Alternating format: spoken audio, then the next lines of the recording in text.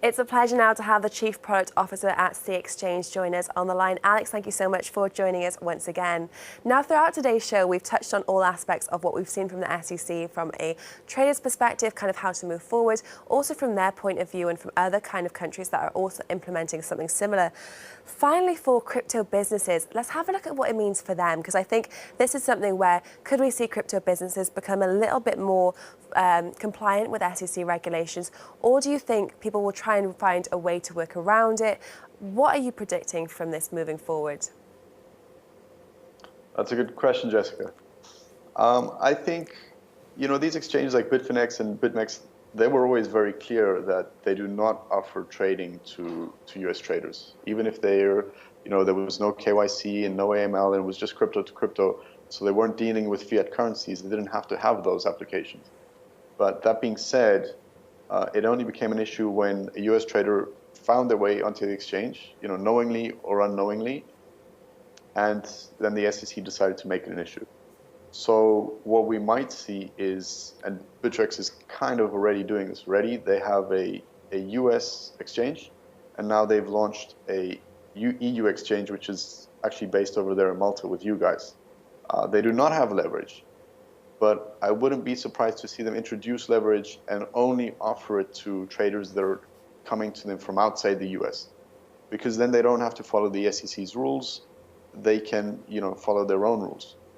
The SEC is far-reaching, and in my opinion, if you own an exchange, and this is what we tell all our partners, is, be sure that you follow the rules. If you do want to offer leverage, offer it to people that you're allowed to offer it to, and don't hurt your business. Don't risk it. And I think you're absolutely right there that being compliant, actually the benefits do outweigh the risks there when we do have such a large organisation as the SEC, which are kind of clamping down. So for 2019, are we expecting to see more kind of compliant framework from the SEC, more a larger checklist, as it were? Are we expecting to see a little bit more detail that is needed to come from other crypto businesses to fall in line with SEC regulations? Absolutely. I think that's already happening. Towards the end of 2017, they started being a lot more proactive, voicing their opinion on ICOs. Now we see people trying to do STOs, so security token offerings that are a lot more in line with what the FCA in the UK or what the SEC might be happy to accept as compliant. But that being said, the framework, it's going to take some time to get together a framework that works and a framework that they're happy with. And it's not only the SEC. We see the same thing happening in other countries.